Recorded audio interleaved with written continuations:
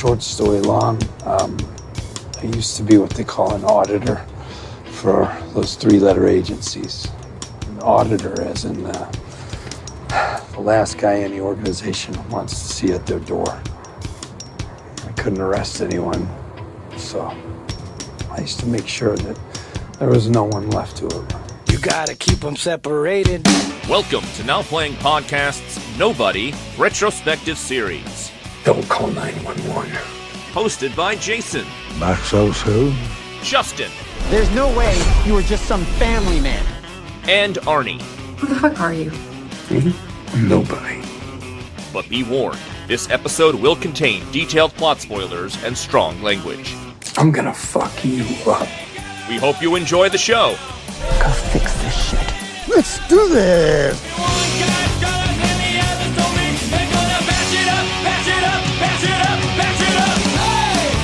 Today we're discussing Nobody 2, starring Bob Odenkirk, Connie Nielsen, John Ortiz, RZA, Colin Hanks, with Christopher Lloyd, and Sharon Stone, directed by Timo Tchaihanto. This is Arnie, co-host of Now Playing, and who the fuck are you two? This is Justin. And I'm Jason. Thank you for coming back for this review as we talk about the sequel to this sleeper COVID hit, Nobody 2. You know, I'm sitting in the theater waiting for this movie to start, and I'm like, couldn't they come up with a better title than Nobody 2? I'm like, you could do Still Nobody, Nobody's Fool, Nobody Knows, Two No, Two Body. I mean, there's a lot of options here. Nobody else can do. They kind of missed the opportunity. Same way they missed the opportunity with Now You See Me, Now You Don't. They don't need to be overly clever. They can just throw the two on there. They know that that's the audience. The audience will understand. Their audience doesn't want it to be too fancy. And I saw this film pretty much everywhere. If I was on YouTube, I was seeing ads. If I was on TikTok, I was seeing ads. Facebook, Reddit. This movie was all over the place. I even went on a trip and saw some billboards for it. Well, billboards, that's to the target audience, to the older audience that still gets billboard advertisements, yeah. That just means you were in LA, though. Every movie gets a billboard in LA at some point. I hear you. I've been seeing ads for this everywhere as well. So either they're hitting a target audience with some targeted ads, or they're just blanketing it out there and hoping people are seeing this. Were you guys excited for this one when you finally went in? I was pretty excited. I mean, I liked that first one quite a bit, as we talked about last week. So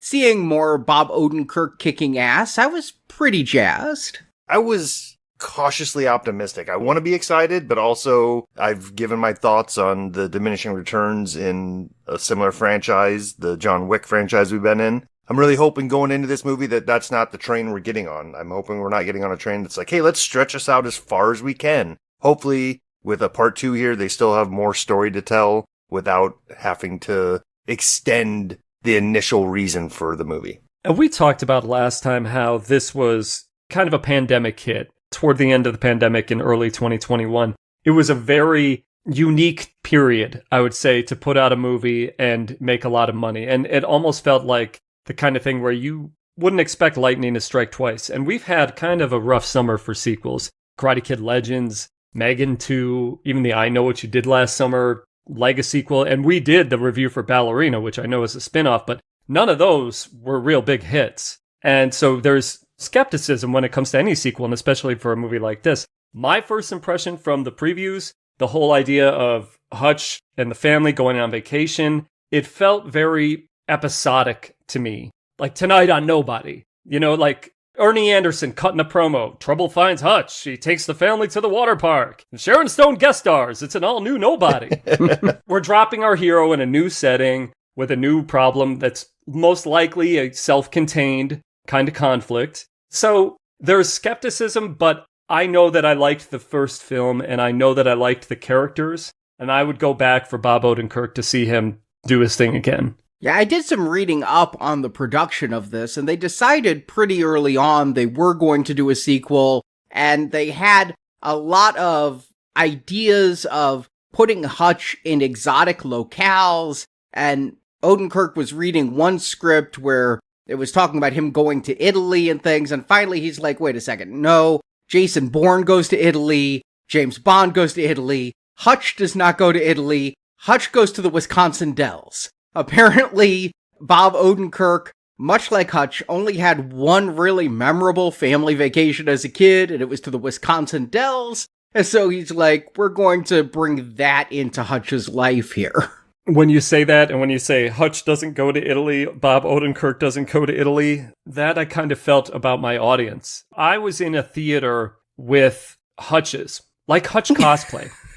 It was very strange. I know they weren't cosplaying on purpose, but I went opening day Friday, or I guess it premiered on Thursday, but I went Friday afternoon, mid-afternoon at 3 o'clock, and it was actually a very crowded theater. And it was very crowded theater of all middle-aged or senior men. It was a boomer crowd. And my row practically filled up. My daughter and I sat next to people on both sides of us, which is very rare. And the guy next to me was, he was Odenkirk. He had a golf shirt tucked into his khakis. He was sitting back there, and it was a lot of couples, a lot of older couples. So I really felt like, boy, this character has connected with a certain demographic, and that's who's here to see it. Yeah, you would expect to see quite a few quarter zip fleece vests in a showing of this movie, but I ended up going to a Thursday early evening, and it was me and one other guy. So I don't know if I was just there earlier and people are still working or what, but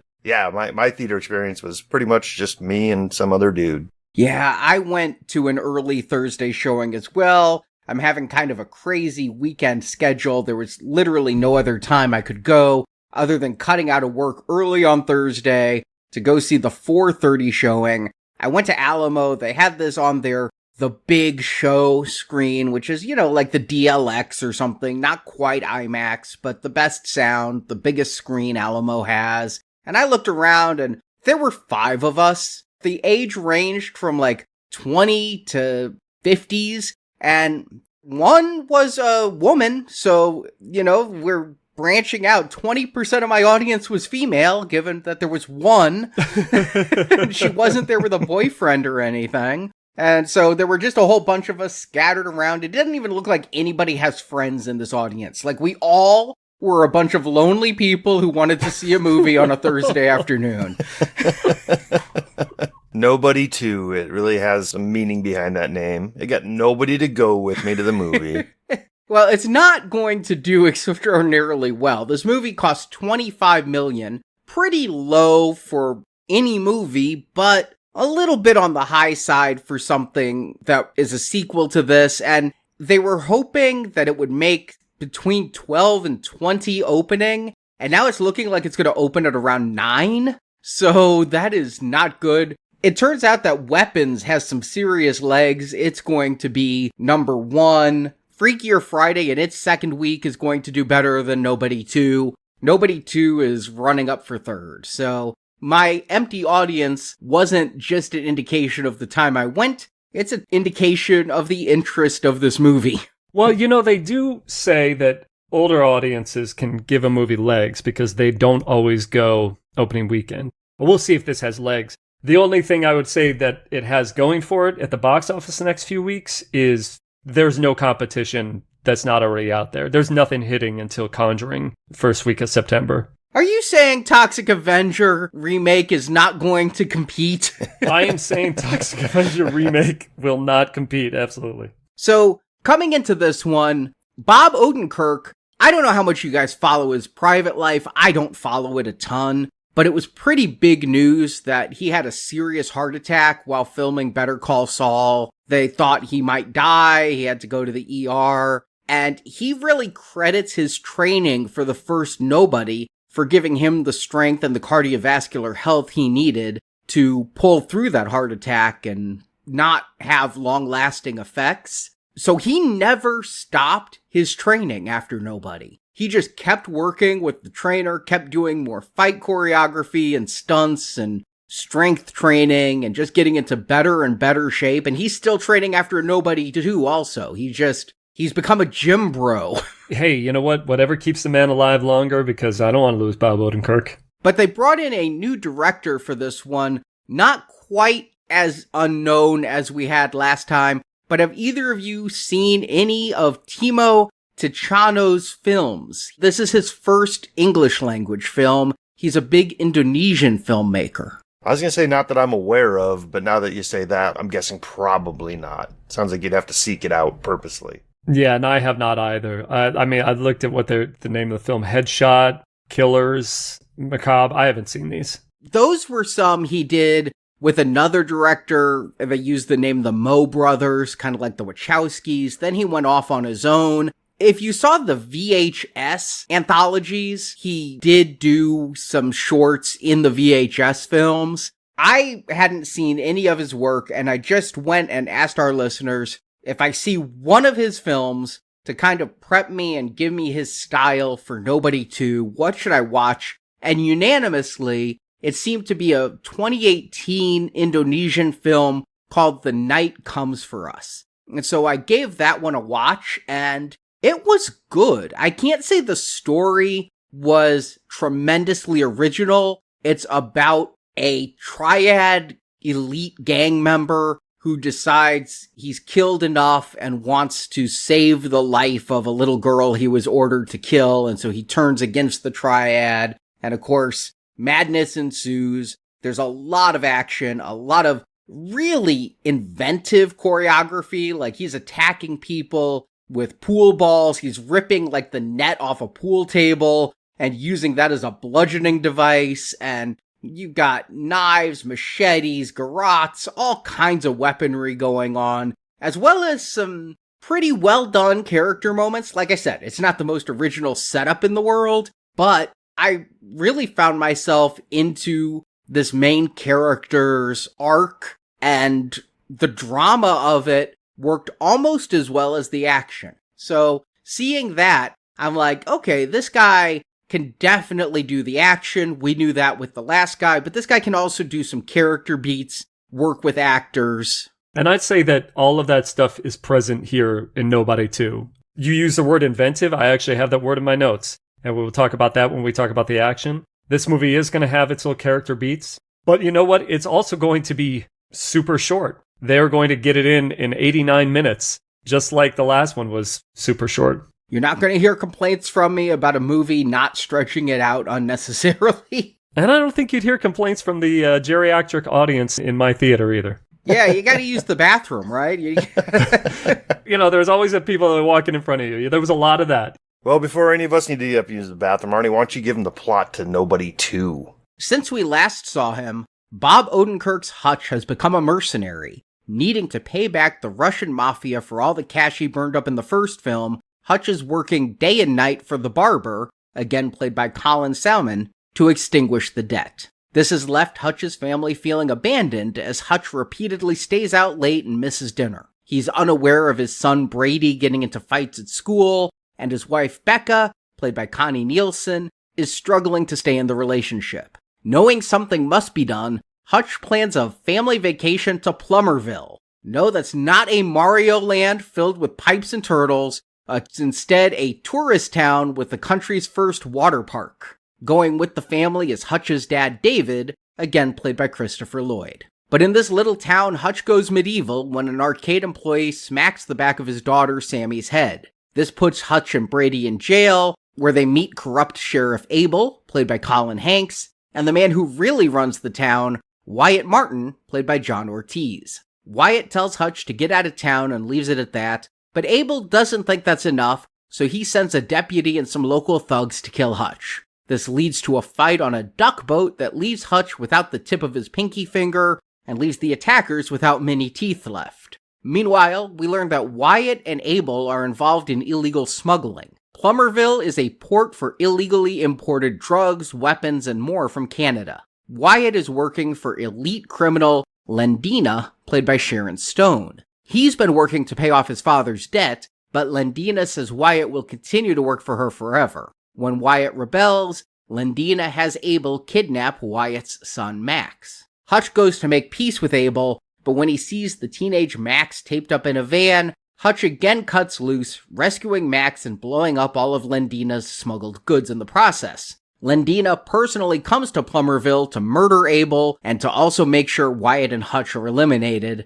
but the two have teamed up, And along with help from Hutch's dad David and Hutch's brother Harry, played again by RZA, they booby-trap the entire water park to defend themselves from the attack. Harry watches over Wyatt and Hutch's children, using a katana to kill Lendina's men who come calling. Meanwhile, Hutch, Wyatt, and David take on all of Lendina's goons. Lendina finally goes to kill Hutch herself when Becca shows up with a rifle. She shoots a tranquilizer dart in Lendina's eye. Then David sets off all the explosives, killing Lendina and the rest of her men, while Hutch and Becca are safe underwater. Hutch and Becca are taken by government agents for questioning, but an anonymous phone call gets both set free. Wyatt and Max are now safe and free from Lendina, and Hutch and his family return home with good memories and better photos, and 2 new canine pets, as credits roll. And as we start, we're starting just like the first movies. They're going to hit a lot of familiar beats in this film, and the first one is Hutch being interrogated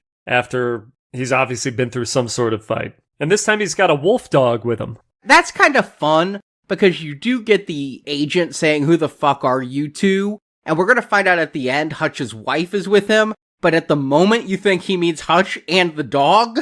What did the dog do? Yeah, they do start off on the exact same beats. And in that first movie, I felt like it was a great way to grab you and get you intrigued in this world, right? We talked about the odd things he is pulling out of his coat and lighting a cigarette, the tuna and all that. This one, I feel like they're doing the same thing, but it doesn't have that same sense of intrigue somehow. I mean, he takes out his lighter, and I think he lights it. It's like a Zippo, and then he sutures a wound on his wrist, I believe. I wasn't really sure what he was doing there, but yeah, I mean, I liked it. They're starting it off the same way, but right up top, it feels like they didn't have a great idea like they did the first time out. It feels like a callback, and I was of two minds immediately. On the one hand, I'm like, oh, this is fun, we're doing this again. And on the other hand, I'm like, oh, we're doing this again.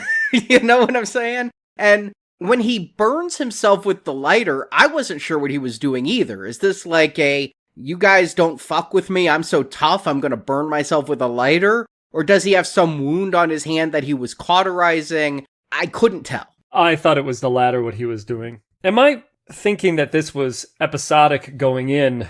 To me, we could look at these interrogation scenes as the cold opens to every episode of Nobody. What did Hutch get himself into this time? Tonight, he's got a dog with him. Oh boy. We get the interrogation scene. Who are you? And then we get the title card. If you think about it in that way, we're going to get our third act A-team rigging of the locale. You know, we'll get there. But this is kind of the way that I'm thinking about the film right now. I'm thinking about it like it's the Friday night slot that comes on before Dallas. Yeah, and I think that works as a setup for sure. I'm just saying that this time out, I don't feel like they had a great, unique, creative idea the same way they did the first time. But yeah, with that in mind, it's part 2. And oftentimes part 2s, you know, they hit the same beats, and some things they do bigger and better than the first time around, and some things they just seem like they're aping from themselves. But they're ape from themselves too when they go back and start the flashback period with the same Monday, Tuesday, Wednesday, Thursday, Friday montage we saw before, only now instead of Hutch just being downtrodden and going through the motions, Hutch is in fight after fight after fight while texting his wife from a blood-covered iPhone, and she's wondering, is he ever coming home for dinner? It's kind of the reverse of the last one, whereas the last one, he was emotionally checked out and not connected with his family. Now he's physically not there. Right, which is another relationship hurdle, which I appreciate the fact that they're going to bring us back to this and show us the challenges happening in Hutch's marriage. You talk about the Monday, Tuesday, Wednesday little montage. I really felt that was coming from Becca's perspective this time, and not so much from Hutch's. I think it could be shared, but I was really thinking about her, and we were watching a lot of her going through her daily routine of trying to manage a household while Hutch is off to work, taking care of business. A lot of similar business. I mean, he's in the elevator fight, busting guys up, that kind of thing. Hey, but he finally catches the garbage in time. So that's a win for Hutch. How hard is it to put the garbage out the night before? And the action is good. I was a little bit worried because there's a fight early on where I think he's fighting some Yakuza, and they start doing a little John Wick gun fu. The thing I liked about the last one is, as wickish as it was, the fights all felt like brawls. They never felt like the choreographed dance with the John Wick stuff, but there was a little bit of gun fu here. Then he loses his gun, an axe comes out of nowhere. I mean, I've only seen the movie once, but I can't tell where this axe came from that Hutch suddenly has to shove in this guy's chest. But if you're looking for action, they're showing you from the very beginning you're going to get it. For sure. And Arnie, I'm keeping an eye out for stuff like that too. Like, I don't want this to fall into John Wick territory too quickly. And I also don't want it to fall into our main hero is turning slowly into a superhero. And they get a little close here with one of the fight scenes where he ends up getting out of the situation by blowing up a tank of some sort. It might have been a fire extinguisher, but it seemed like, oh boy, he's done. Oh, some superhuman stuff's going to happen here. But they walk the line just enough where it's like, okay, it's plausible. This really could happen. I can go with it. Yeah, I get, like the axe, I don't know where this tank came from or what was in it. Propane, nitrous oxide, whatever. But it was kind of fun. Meanwhile, he's getting texts from his wife. The most dangerous thing he's facing is his wife types a text, "We need to talk." You never want that. I would rather fight 3 Yakuza with machetes than get the text, "We need to talk." But she deletes it and then just says, "Okay, love you." And he's doing, haven't we all been there where you're just watching the 3 dots as somebody's typing something? Oh, yeah. Yep. And you know what? This gets into the relationship stuff because, I'm thinking about Becca's situation here, and she stops typing the "we need to talk," and instead taking that kind of everything is fine route. That is a relationship destroyer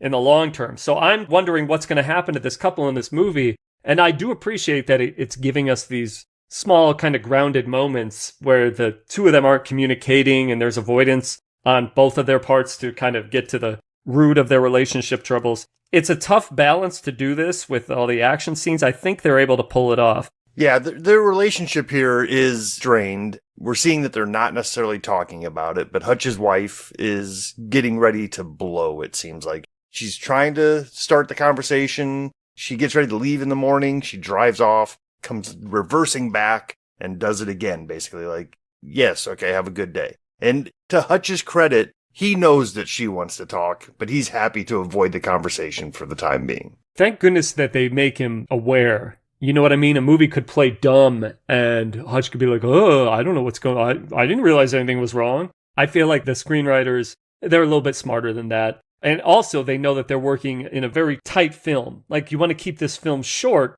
We can't have our characters be stupid. You know what I mean? They need to say what's on their mind, so we need to get going with it. I'm torn on how I feel about this, because on the one hand, I kind of like that the audience is left to their own interpretation as to what Becca is going through. She says, "We need to talk." She drives away mid-sentence while Hutch is talking to her. It sounds like, Justin, you and I have the same reading, that like she's thinking of ending things, she's thinking of getting out of this relationship, but we don't know. So on one hand, I like letting the audience interpret. On the other hand, am I just too jaded on this? Because I think her character arc, just to get to it, is that she starts off ready to end things, and then when we get to the climax, she's telling him, "I'm in this forever. You're my husband. You're the father of my children. We're just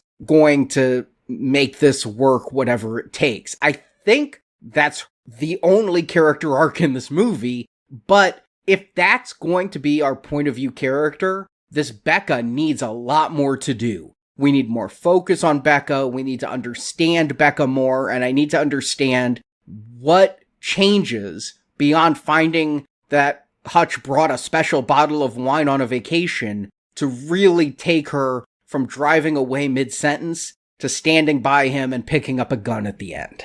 Yeah, and this movie's going to have some work to do as well in avoiding the trope of the scorned wife who, for whatever reason, yes, she has feelings and they're probably valid, but from our perspective, we know what Hutch is out there doing and why he's doing it. And there's always that frustration of like, oh, if you could only know why he's doing something, you wouldn't have this issue. So if they're going to inject this into this movie, you're right, Arnie, they need to put us on her side and let us see her perspective for us to get on board with that. And we may be thinking about it a little bit too far. I didn't really ever get the impression that she was ready to leave Hutch. I just got the impression that they need to talk. And that is a thing. Couples need to sit down. They have to have these conversations, just be honest about things all the time. So I just felt that was it. I never thought that their marriage was so on the rocks that it was about to end. I didn't think it was certainly as bad as it was in the first one. The first one, they weren't barely even talking. This one, I just felt like, yeah, this is another thing that couples go through. Somebody spending way too much time at work,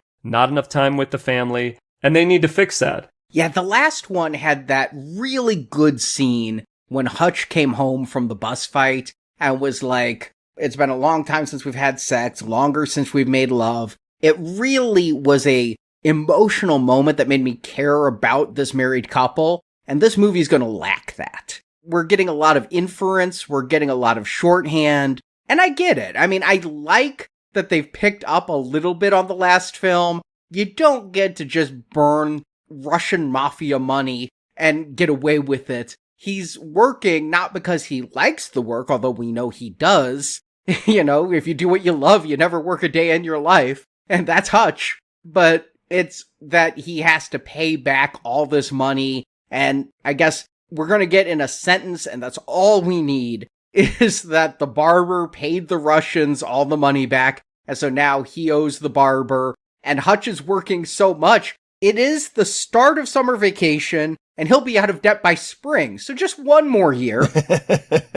Yeah, and he's got to pay off $30 million of the Obshak by spring. You're doing some pretty big jobs. What do you guys think of this? Like, I know it's just kind of an explanation. It's a reason for him to be working again. But also in the logic of the universe, I don't know that I like the idea that the barber and his institution, whatever it is big enough that they can just pay off this huge amount of money that the Russians had. Like, to me, what he did in that first movie should have been destroying so much money that it was just unthinkable. If this is supposed to be the nest egg of however many hundreds of thousands of Russians, and it's being protected by all these elite people or whatever, that needed to be an unattainable goal, right? And the fact that this barber can just like kind of write it off to the side and it's like, okay, you can work it off for me. We'll make an installment plan for you. Seems a little bit sweeping it under the ruggish to me. I kind of agree with the sweeping under the rug part of it, for sure. You know, Colin Salmon maybe brokered some kind of peace with the Russians and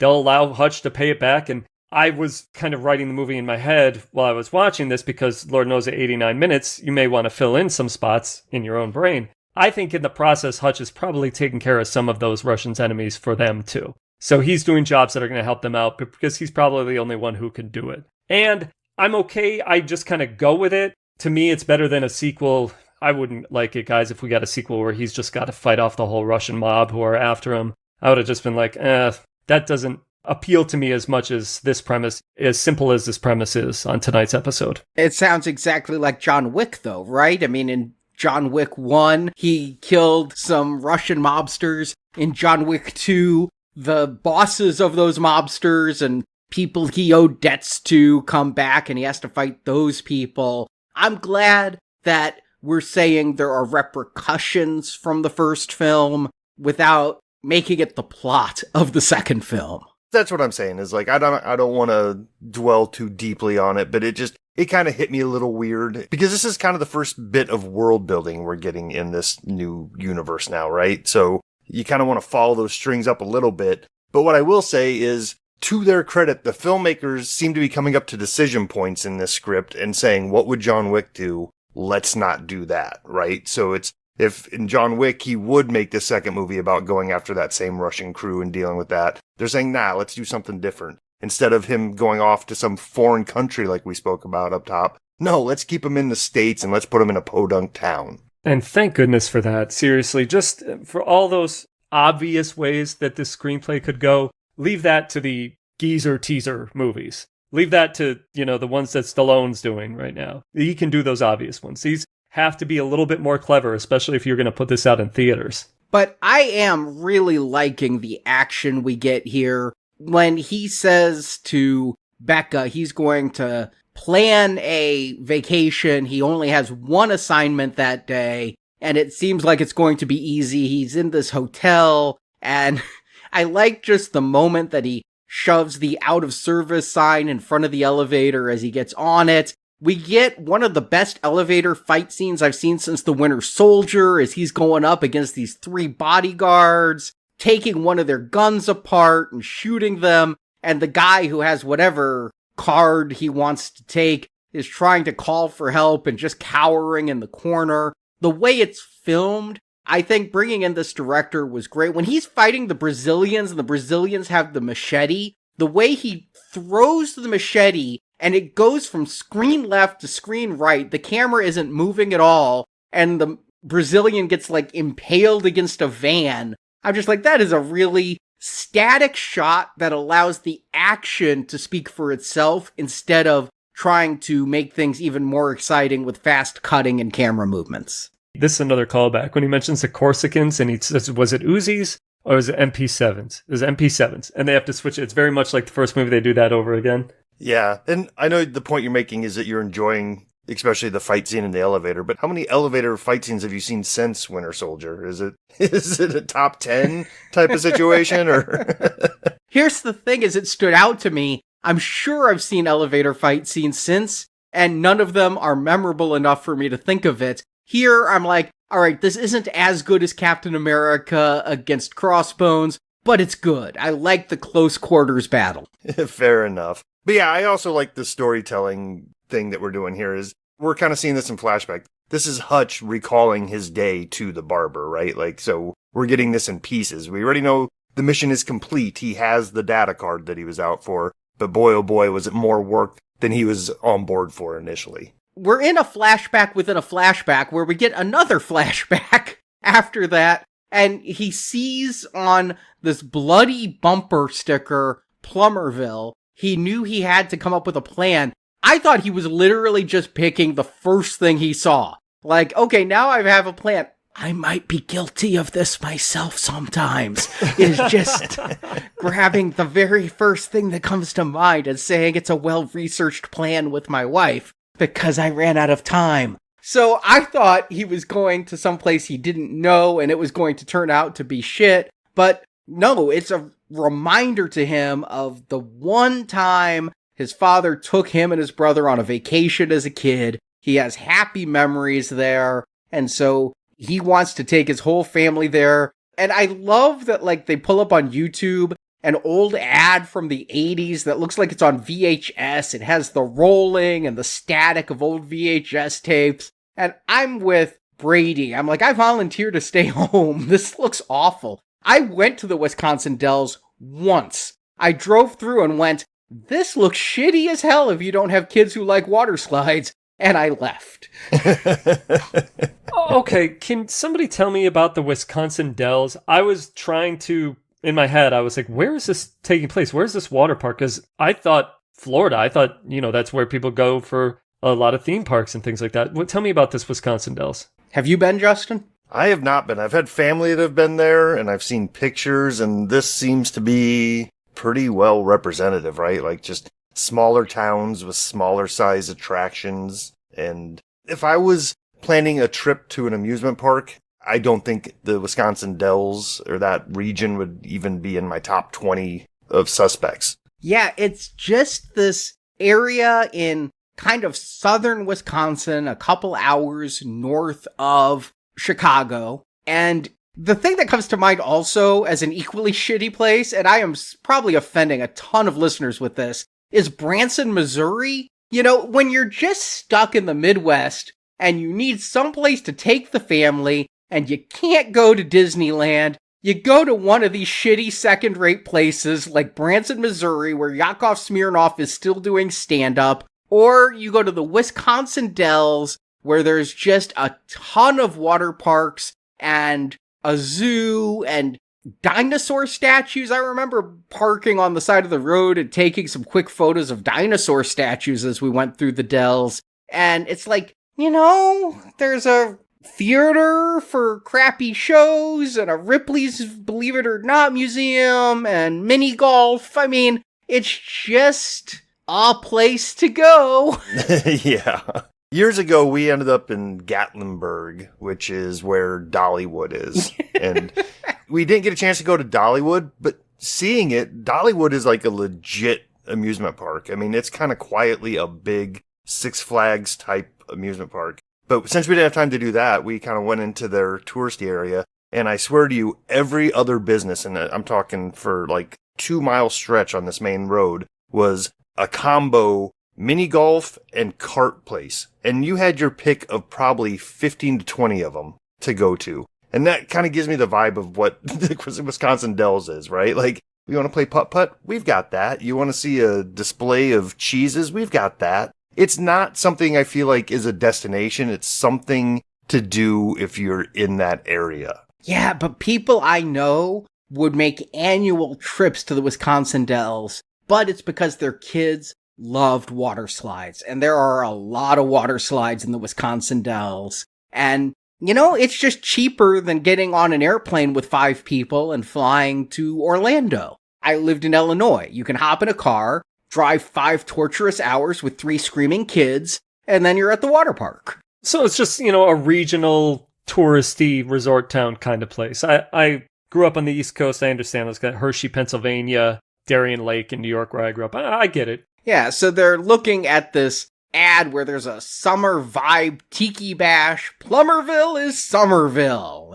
And, the only emotional moment I feel we get this whole damn movie is Hutch here reminiscing about his childhood. And I just wrote down this quote. When things get tough, you need happy memories to carry you through. And Plummerville gave him happy memories, and he wants to do that for his family. And I'm like, that is an actual genuine moment that I think a lot of people can relate to, is you need to have something, no matter how shitty your life is, you need to have one thing you can hold on to, and for Hutch, this is it. Yeah, it's also the plot of Vacation, too, right? I mean, this is Clark's entire motivation, is he wants to give his family a great memory from when he was a child, too. So, yeah, doing this here with Hutch, I feel like there's some shorthand. We can even pretend like they had all kinds of wacky adventures, seeing the world's largest ball of mud along the way, and we get them to this small town. The trailers for this movie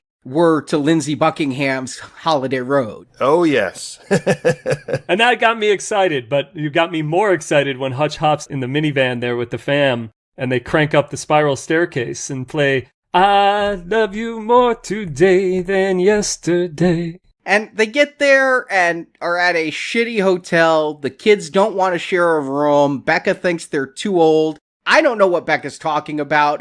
I don't know if it was appropriate, but when I was 13 and my sister was 25, we went on a family vacation and not to share not only a room, but a bed. And I did not like that, but I had to do it because my parents weren't buying a second room. Yeah, I've been in hotel rooms with my mom and dad and my 3 younger brothers all in a 2-bedroom hotel room before. There's nothing wrong with a family all staying together, and especially in a crappy little hotel like this. But on the road, I do have one question. They take Christopher Lloyd with them. He's in this movie so little. I'm really disappointed. He's in this movie perhaps as much as he was in the last one, but he does so much less. He never gets a cool moment like when he had the shotgun in the first film and killed those 2 guys. But there's one scene as they're driving to Plummerville where he comes running out of a convenience store holding 2 bags of stuff, shouting, "Start the car!" Did he rob a convenience store on the way? Getting a little bit of Little Miss Sunshine vibes off of this relationship, right? He's the crazy old man in the back of a vehicle on a family road trip. Yeah, I wish I was watching Little Miss Sunshine. I do. That's a really, really good movie. And yeah, he's showing Sammy how to use a camera because Sammy is going to be completely forgotten in this movie. I mean, if you're thinking about Vacation, and Aubrey had the least to do in the first Vacation movie, here, Sammy is not going to have a lot. I mean, we're going to have something for everybody else in the family. We've already found out Brady, the son, has been getting in fights at school and has a black eye. That's going to be a mystery. And Sammy, she's here. We're getting close to meeting another character that they're about to introduce, which is the son of the mayor or whoever runs this town. His son is going to get into a fight with Brady at an arcade that they go to. But he has more to do in this movie than Sammy does. I almost wonder if the kidnapping plot in this movie was originally something for Sammy to do, but they backed away from that because that made it too personal for Hutch, where he couldn't make a decision about it. If they had his daughter, he had to go in. Maybe, but I'm just gonna say right off the bat, I feel this movie is sloppily written. And I know that in the first film, Odenkirk had script after script, writer after writer, until he got something he felt was really good, and he got Kolstad to write it. Here, Kolstad did some of the writing, Aaron Robin did some of the writing, and I just feel like it's not as tight. The character arcs aren't really there, the development isn't really there, characters are introduced with nothing to do. Seriously, you could have totally poltergeisted Sammy here. Remember when the older sister disappears in Poltergeist for like half the movie to go stay with her friend? Sammy could have stayed behind with her friend or summer school or something just to get her out of the way. I don't know why everything happens the way it does, other than it was like this in the first film. People like the first film. Let's do that again. Well, you may have those issues with the screenplay. You could also take them up with the editor in the end. I mean, we know that when you go to shoot this movie, they didn't shoot it and say, we're shooting 89 minutes. You know, they didn't film 89 minutes worth of material. There is probably a lot of stuff that just didn't make it into this movie, and I'll bet a lot of that stuff is dialogue between the characters. Maybe, but the last movie was short too. And I feel like there is an audience for shorter films, and not necessarily even an older audience. There are times when I'm looking to watch a movie, and sometimes I wish my Plex would sort by runtime. So I'm like, which movie had come out in the last year that's less than 100 minutes, because I'd kind of like to go to bed before midnight, you know? Yeah. Yeah. And I think this may have better legs on digital than it does in theaters. I hope it does for its sake. So I think that keeping it tight is a good way to go. For sure. And this movie does keep it tight, but Arnie, I do feel some of the holes that you're feeling with the script here. And, you know, some of that is just the part two-ness of it, because in that first one, they could have wrote in or wrote out any character that ended up feeling superfluous to the story, and it wouldn't have mattered because we wouldn't have been any wiser. Here, we already have an established family, so now they have to try to find something for everybody to do. And that doesn't always work.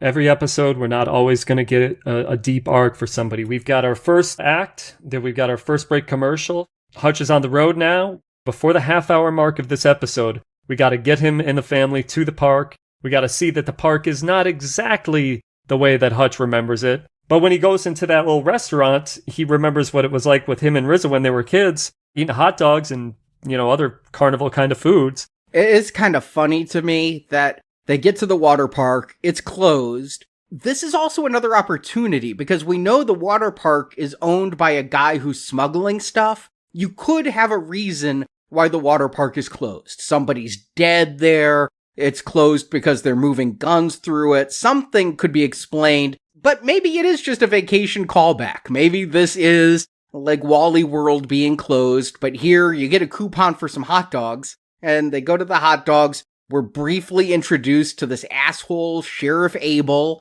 Colin Hanks, if you watch Fargo on TV, which I don't. I know Colin Hanks from the other stuff that he's done, and we know that he's the villain in this film. The way he shows up and just eyeballing Hutch is just another instance, felt like the first movie, of a wannabe tough guy and, you know, performative masculinity. And look at Hanks, the way he's done himself up in this movie. Just, yeah, the body language, the haircut. He looks like one of these guys whose kids stopped talking to him after the election. You know what I mean?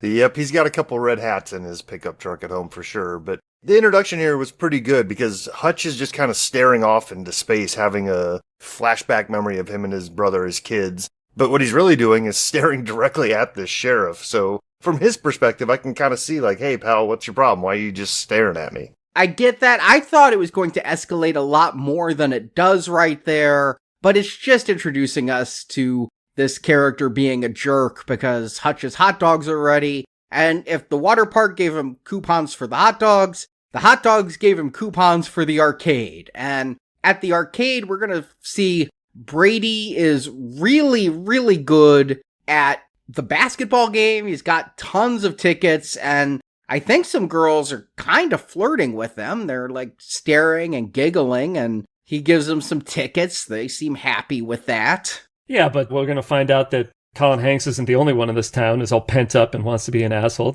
This is kids stuff, though. This performative masculinity among teenagers is not uncommon. So it's just the local bully kid who wants to pick a fight with Brady, thinks he's some kind of tough guy, and he's going to find out, as everybody's going to find out in this film, that this is not the family to be fucked with. We never really find out why Brady got that black eye at school. Initially, it's thought it's because he was in a game and it happened as a foul in the game. And then he's like, no, people came after me in a game. And what Becca's going to say is he's taking after his father. He sees Hutch bruised and beaten, and so he's following in that. And so Brady is not going to back down from this bully Max when Max starts giving him some crap. Well, did I pick up the dialogue earlier when Brady was talking about his black eye? Didn't he say that he won that fight? Yes, he did. He told his dad he won the fight. So Brady can throw down. Arnie, the way you explained it is exactly the same way the movie described it. And to me, it just reeks of like, this script needed another pass because they just kept referring it to as the game, the game. Like a more natural way to talk about this would be like, oh, in our baseball game or whatever. We don't even know what sport he was supposedly playing. And I know it's not a huge detail, but it just, the way the movie did it, they kept saying the game like it was supposed to be replaced later once they figured out what sport Brady might be good at. I tell you some of these things, and I don't want to do the screenplay any favors, but you leave it vague enough so that the audience sitting around me can insert themselves into any scenario. So the guy in the cargo shorts behind me can be like, oh yeah, my son in his basketball games comes home with black eye all the time. Maybe the guy next to him, his son plays baseball. No, that's a fair point. It just, the way they kept saying it just felt like, we'll come back to that later and write that in, but they just never did. And, Hutch stops the fight, but the moment that arcade employee slaps Sammy in the back of the head, you just know, right? You don't do that. I can't believe that he even left the building to think about it before going back in. I mean, that is the last straw. And Hutch is completely within his rights to go in there and just beat ass. And I love this scene. The claw from the claw machine, the whack-a-mole situation. And these guys are the same guys from the first movie. They all think they're badder than they are. They have no idea what a real badass can do. And Hutch just obliterates this whole group. It was funny to me that there was apparently a group of like 5 or 6 thugs just hanging out at this arcade, ready to rumble. And I love that this is all happening to Offspring come out and play. I mentioned in the last movie there was too much ironic music. And if the same director as the last one came in, we'd probably be hearing some Sammy Davis Jr. during this fight. And no, give me a song that's old enough to be affordable on a $25 million budget movie, but exciting enough that I can enjoy it during this fight. When he goes back into the arcade and they crank up the Offspring, I'm like, finally, something for my generation. So Hutch kicks some ass and avenges his daughter's honor, I guess, from getting smacked in the head. But this lands him in front of the local sheriff,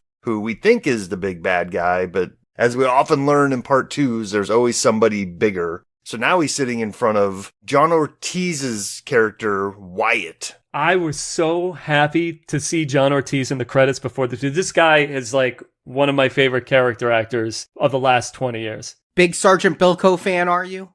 No, I go back to Miami Vice, actually. Miami Vice, where he plays the bad guy there, and he's like, oh, the negotiate money, go, no go, yes, no, maybe so. That's him in Miami Vice. We have reviewed this guy in so much, including Bumblebee, and I'm sure I couldn't see him in Aliens vs. Predator Requiem, but to me, this guy is and will always be Braga from a couple of the Fast and Furious movies, Fast and Furious, and then he cameoed in part 6. Yeah, Kong Skull Island, American Gangster, you name it. John Ortiz is awesome. What's funny is I saw American Fiction, loved that movie. He was in it. I couldn't tell you who he is, because to me, this guy is always going to be a heavy. And there's no heavy in American Fiction. And so I almost want to go back and see that movie again, because it's so comedic, and be like, who is he?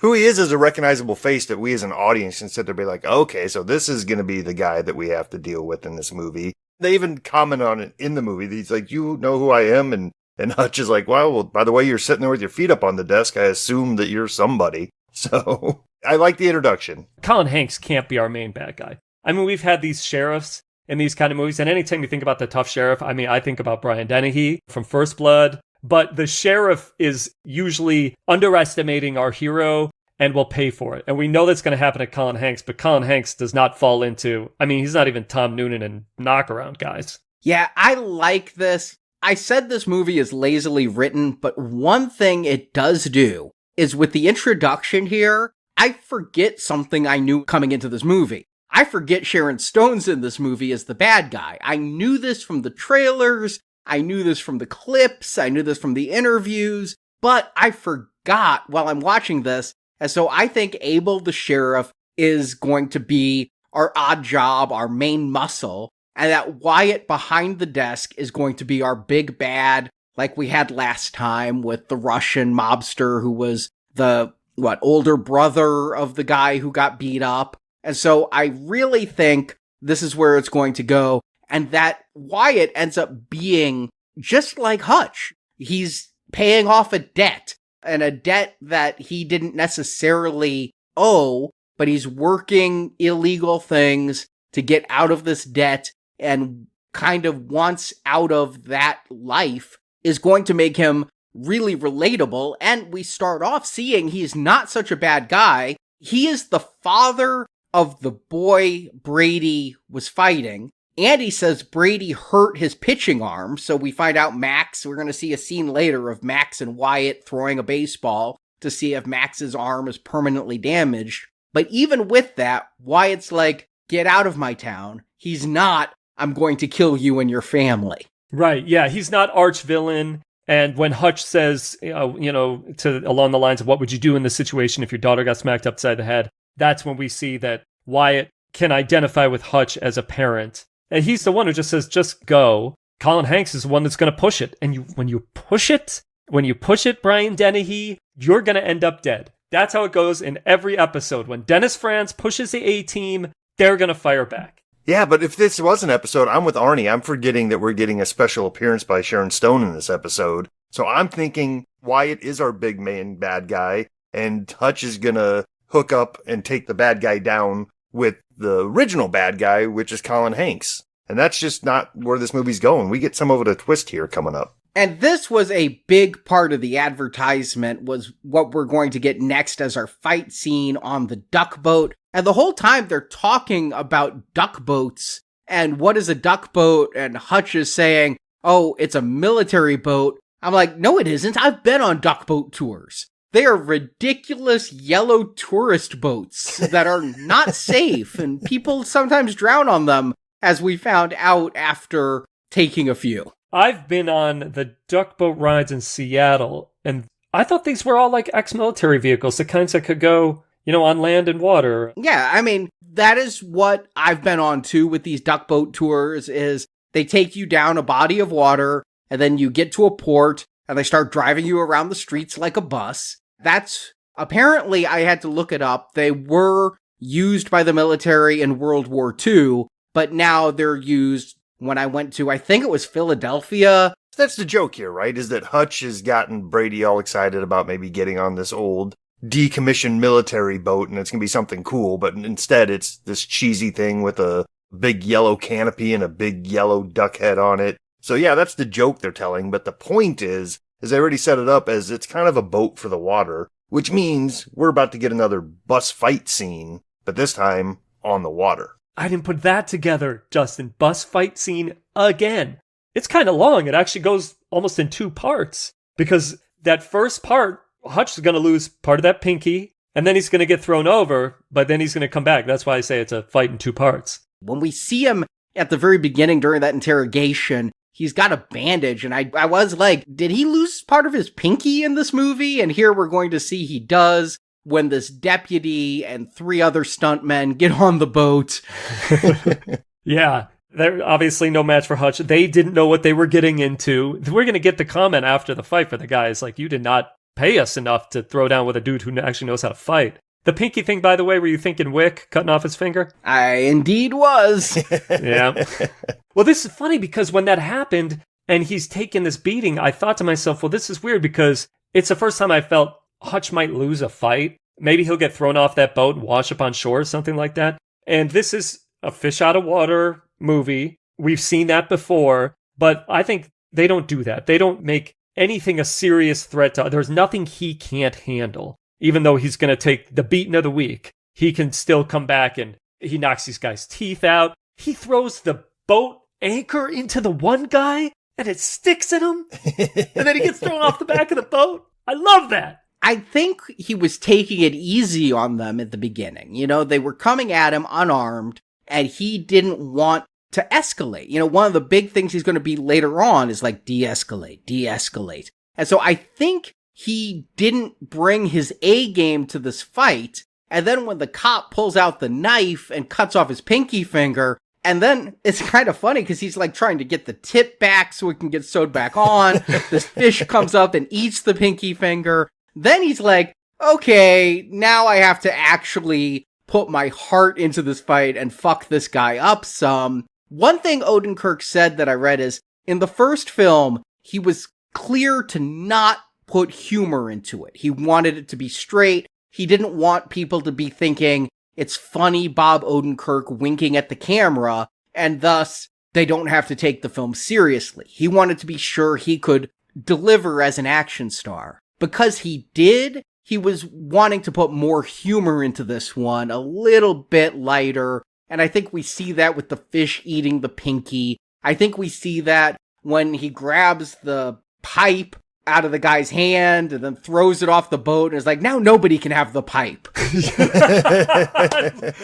love that line. The way the camera lingers on the pinky coming off and it bouncing and him trying to get it. Like you said, Arnie, he wants to get it so he can get some back on. He doesn't say that. It's just implied and we catch that the way it's filmed. I half-assed thought that he was going to pop up back out of the water with that fish in his mouth. Like somehow he went over, he found the exact fish, and we're going to get a scene of it getting sewn back on. But that's not what this movie's going to do, and I'm kind of glad for it. That would be ridiculous, and we might think badly of it, but I tell you guys, the audience around me, hearing the guy next to me chuckle, you really get the feeling, this is not a bad thing, that Hutch is who all these guys in the theater want to be. And back in their day, when they were younger, they would probably go into Arnold Schwarzenegger, Sylvester Stallone, and you want to imagine yourself like those guys, but they're big guys. Bob Odenkirk is still the everyman. I think that the everymen in the theater are identifying with that. But when he loses that finger, one thing this movie really wants to do is give people extensive dental bills. So many teeth are knocked out in this movie.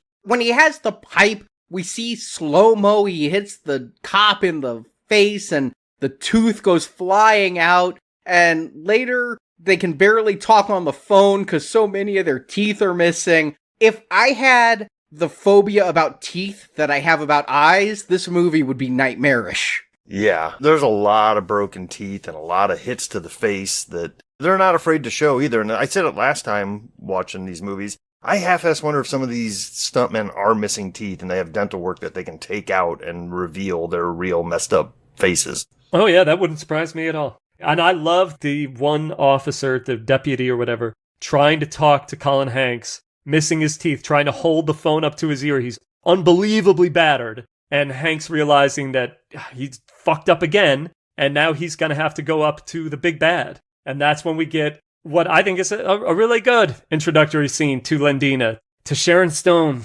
one of the greats. I'm so happy to see her. Is she one of the greats? I mean, she has Basic Instinct, which is a great movie. And you know what? I haven't seen Casino yet. I'm seeing it for the first time on Labor Day in theaters. So maybe that's a big one. But when I think of Sharon Stone, I think of Catwoman. I think of Basic Instinct 2. No.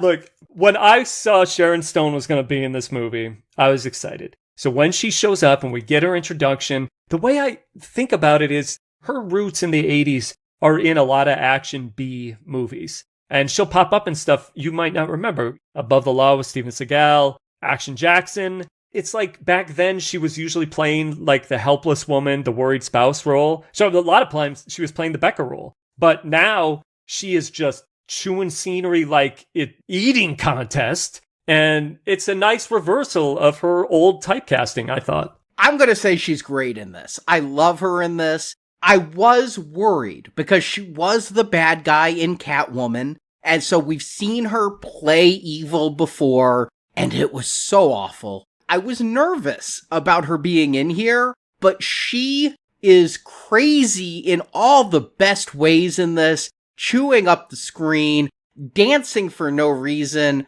holding this cute Frenchie whose ears were too small for the breed. I wasn't even sure if it was a Frenchie, but it was a cute little dog, ordering hits on people so casually.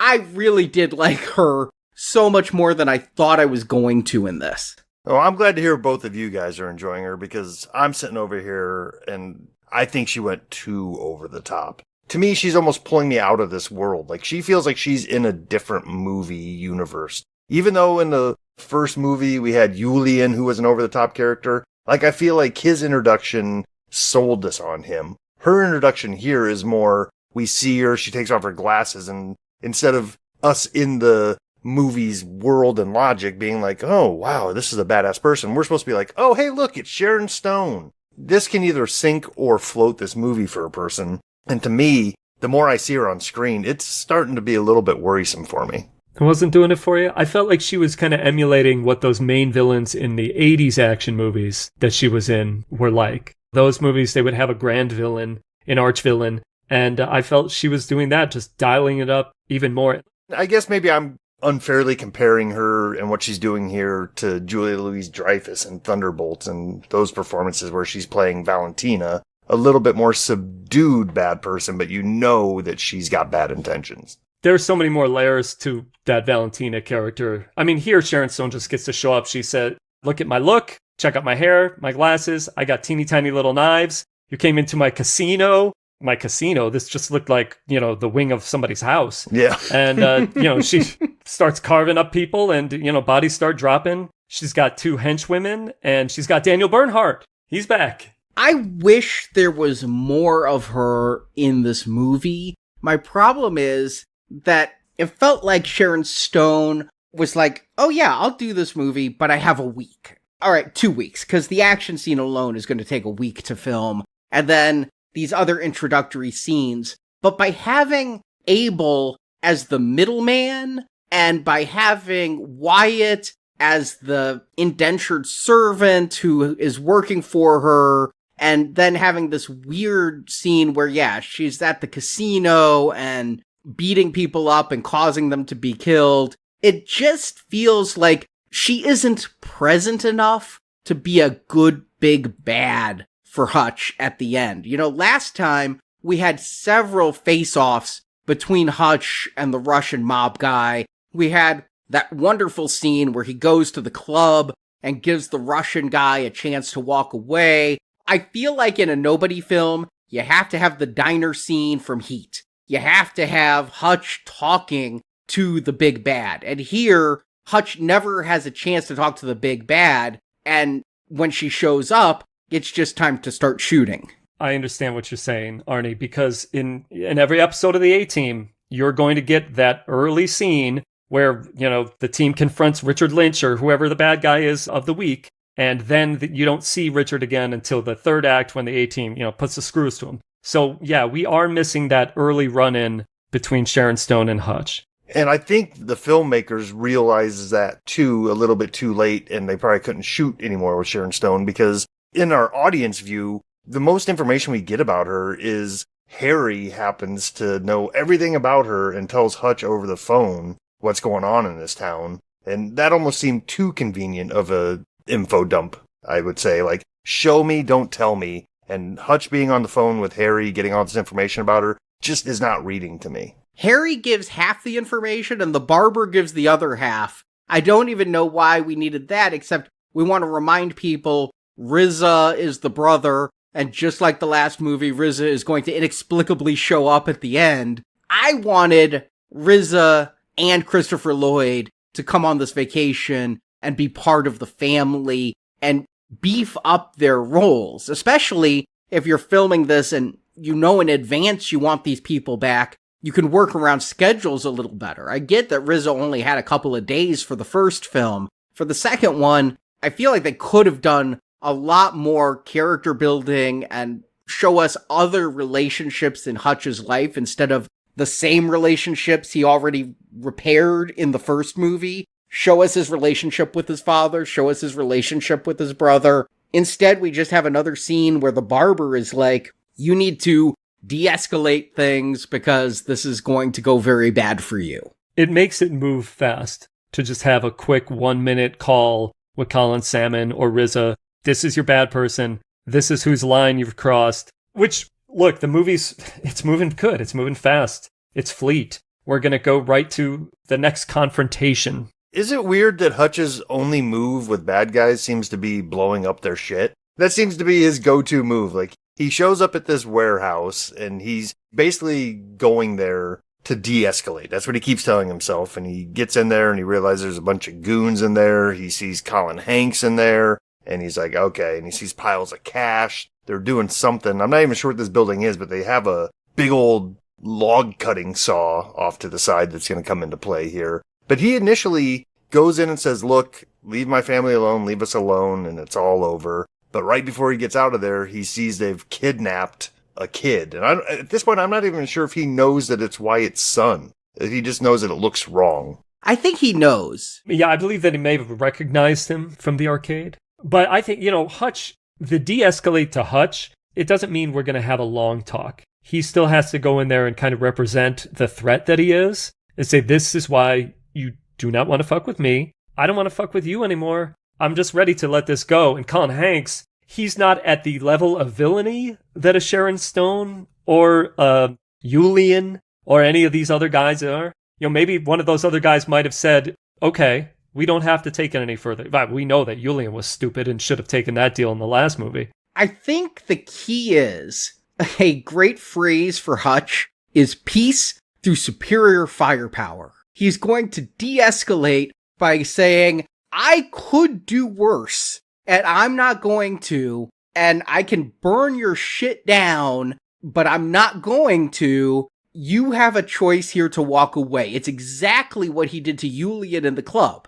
He wanted Julian to come after him, but he gave Julian the out, and here he's giving Abel the out, and Abel is actually going to take it and say, just get the fuck out of here, because he has enough going on. He's had to kidnap Wyatt's son. He's now the go-to guy for Sharon Stone. There's a biological weapon that never comes back again. Come on, this is Chekhov's biological weapon. You don't introduce a biological weapon and not have it go off at some point, or at least have a countdown that somebody has to stop. Right. I thought those tanks, those barrels were going to be hooked up to the water park somehow and they were slowly going to kill everybody and that's what they stopped. But nope, it's just essentially explosive liquid in barrels. Something drug related is what I thought might it be. Isn't, liquid, meth or whatever? I don't know meth. I'm sorry, guys. I'm just not good at it. Meth is explosive when you're making it. You do need barrels of ammonia and gasoline and all of this flammable stuff. This is why a lot of meth makers end up in burn wards. So it could be meth related. It could be, you see barrels like that. I play Doom. They blow up. So,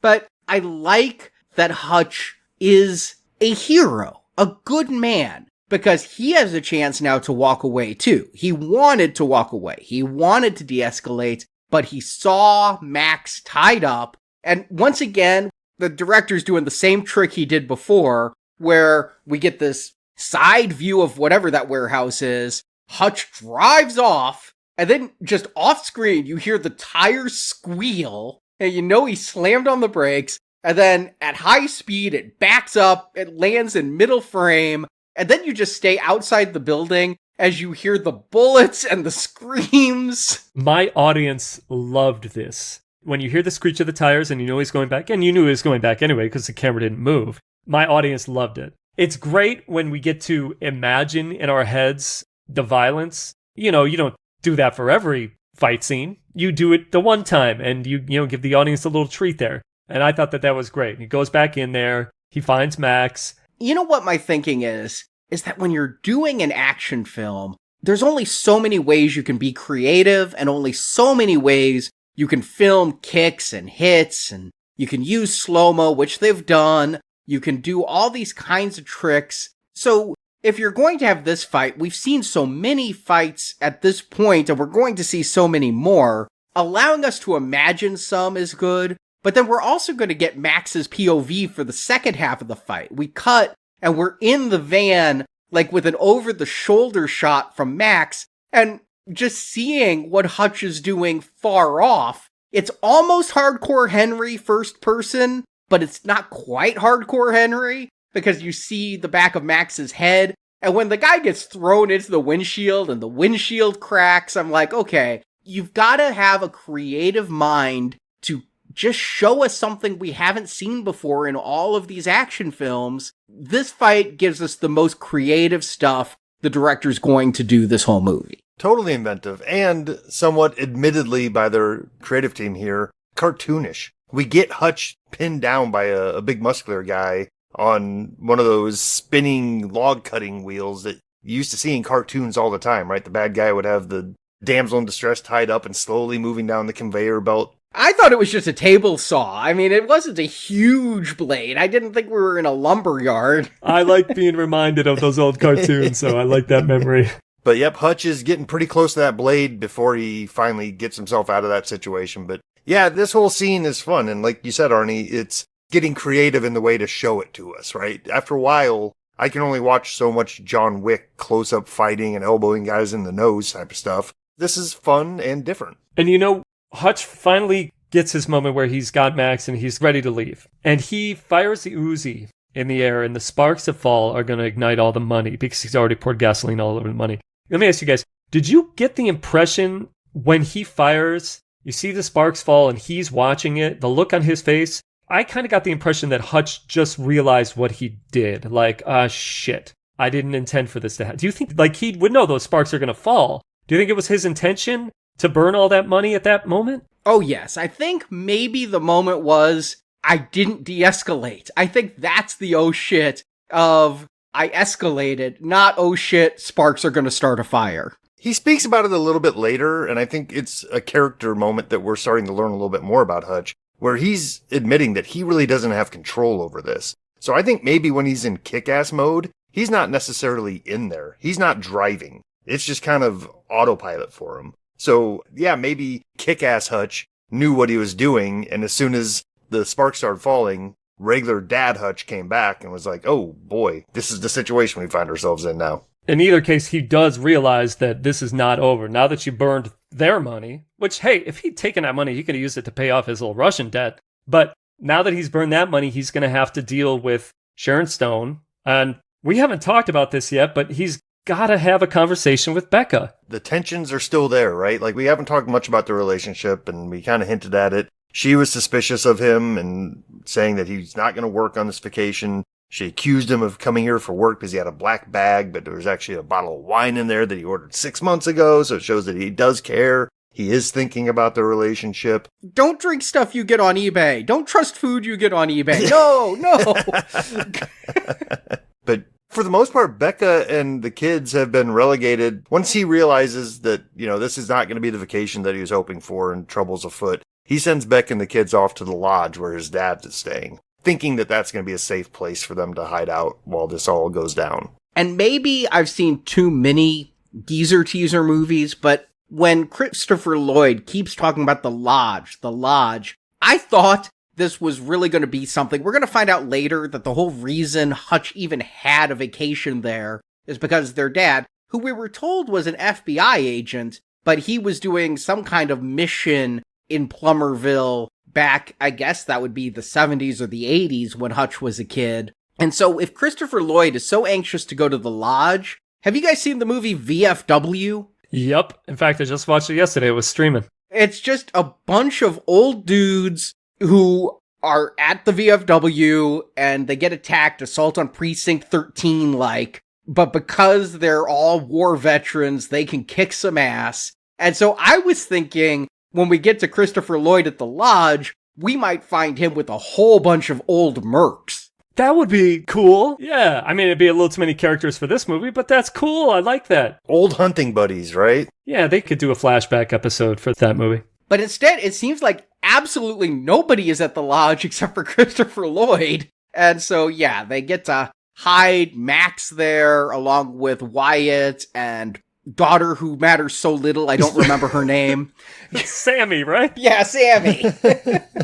Hey, in this scene, Becca's the only adult in the room, and she is looking on the wall at what's a tranquilizer gun. Turns out a tranquilizer rifle. And we could tell that she's thinking about where Hutch is, what he's doing, and how she's about to go get involved. Did any of you guys think throughout this movie, and I'll even go back to the scene where they're drinking wine together, did you think that maybe Becca did this kind of life also? And we just haven't found that out yet. It's so hinted at. We talked about it with the first movie. How did she get involved with him? She's cleaning his wounds and saying, we're doing this again. So she obviously knew of his life. And the whole reason Connie Nielsen took the role was she said she wanted a bigger role in sequels and find out more about this character in sequels. We see them at the carnival, and she is this sharpshooter from hell. She is just doing this carnival game and hitting target after target after target. I'm like, okay, she was a sniper. You know, she, like Hutch, took a day job as a realtor, but she was doing wet work. She was in the military. Maybe she was in Iraq or something. And I think the way that this final edit of the movie comes out, she just learned right at that moment she could shoot well. I don't buy it. I think in Nobody 3 we'll find out that she was an operative, to use the word that Sharon Stone uses. Yeah, I'm not quite sure if they even know yet what they might want to do with Becca's backstory, because in this movie itself, they kind of leave it as they do talk a little bit about when they first met, and he was all bloody, and I'm not sure what she was doing at that time, but I can see them going that way, but they don't go that way here. We do not find out that Becca is formally on the job in any sense whatsoever, but her skills at shooting will come in handy. I think they make a couple of mistakes here, though, because we leave Becca with the kids at the lodge, because Hutch went and made peace with Wyatt, which led to a small fight, because he's like, I have Max, and of course Wyatt's taking that the wrong way, and then, they realize they're on the same side, they're gonna team up against Sharon Stone. They get RZA in here along with Christopher Lloyd, and we're going to just do what we did last film, where they booby-trapped the warehouse in the last one. We're going to booby-trap the water park. I'm going to say a lot more opportunities for fun booby-traps in a water park than in a warehouse. I'm laughing out loud at the landmine in the ball pit. Yes, the knives on the surfboards that flap around. The Tommy gun. Yes, there's just so much fun opportunity to Final Destination, a water park with weaponry. But Becca's left with the kids. Now, what should happen here, I think, is Becca, she's going to call herself the mama bear. She should protect the kids. There's a group that's sent by Sharon Stone to go kill the kids, because what I think RZA said earlier is she kills bloodlines. Maybe Wyatt said it. But she's not going to stop by just killing Hutch. She's going to kill Hutch. She's going to kill Hutch's kids. She's going to kill anybody she can. So she sends people to kill Hutch's kids. Becca's moment, Connie Nielsen's moment, should be protecting the kids. Instead, inexplicably, RZA is sent to protect the kids, while Becca leaves the kids alone to take a trank gun to go to the water park. Yeah, well, you know what that is, Arnie? It's because you can't have your guy, hero, kill the woman hench person, right? We need to have a woman kill another woman in today's type of movies. I thought that, but technically Christopher Lloyd does it. Yeah. Becca's not there, I think, Arnie, because RZA has to live out his own fantasies in this movie, too. It's not just the audience, but, martial arts is a core tenet of the Wu-Tang Clan. It's part of their philosophy. It's part of their art, their music. So I think RZA was like, if I'm coming back, I want a sword and I want to fight. And so he's going to get that face off with Daniel Bernhardt. And you're right, Justin, about the way that it's set up with Sharon Stone being the one to face off against Bob Odenkirk and the male-female dynamic there and how, what we're used to seeing and what our expectations are when it comes to these kind of action movies. You make a good point there that it has to be Connie Nielsen to step in. We're still a little bit away from that, though. We gotta get through the third act bloodbath, and it's awesome. First of all, it starts with Odenkirk and John Ortiz in the entrance of the park, just to kind of face off. This is where we think Sharon Stone's going to enter the picture, but no, Colin Hanks has to come out to do his, last bow. And I knew he was dead here. Yeah, comes out and talks some shit, and looks like his way of going about it, issuing the last warning, isn't going to work. So he starts walking back with an attitude, and Sharon Stone, Ladina, tells her guys to take him out, and yeah, he takes a couple bullets right to the face, and he goes down. Not as surprising as last week. I agree, not as surprising as last week, but you know what I love is that her people have such powerful guns, it amputates his arm. The arm is flying at the camera. I'm like, Jesus Christ, because he takes a lot of bullets before he fully goes down. And I just like that Ladina realizes this guy's a frickin' idiot. Let's just kill him too. I also like when Wyatt and Hutch are like, what if we say no? And Abel's like, well, all hell breaks loose. Yeah, we'll take that. We're going to go with that. Because they know he's not a threat. Look, Colin Hanks doesn't even get the dignity of being killed by Hutch. That's so deserving of this character. Well, that kicks off our trounce through the fun park, right? Like now, Ladina's going to unleash her men to go follow these two men into the fun park. And you have to assume that they had to suspect somewhat of a trap, right? But they don't. They're just droves of bad guys in masks with guns running after them and getting blown up along the way. You're right. They should. Why didn't they count on this? It's such an obvious ploy, but whatever. That's just what the movie's going to give us. Just, death after creative death after creative death. All of it's here. Christopher Lloyd's got a minigun. It's a hand crank minigun. I loved that little bit. It was like... That's like Civil War. Yeah, it was like an old-timey camera where the cinematographer had to crank the film by hand before there were motors. And only he's doing it with bullets. I do like the setup here, and I do like some of the gags that we get, but I kind of wish that there was a little bit more, right? We get a quick scene in a mirror maze, which is fun, and we get a lot of stuff around the pool and the water slide. But this is an amusement park. Like, let's get somebody on a tilt-a-whirl. Let's get somebody in a haunted house, dark ride type of thing. I feel like there's a few more opportunities for fun and interesting ways to trap people into a kill box amusement park setup. I think they're watching the clock. Yeah, I think so too. I think, like Jason said, I bet there was more because we had scenes of Hutch and his family on a merry-go-round and in the fun house and the water slides and the shooting range. I bet all of that was to come back here at the end, and they kept the best. They kept the fun house because that is a little cliche. I mean, how many times have we seen, oh, we're going to shoot the person. Oops, I'm shooting his reflection in a mirror and not really him. But my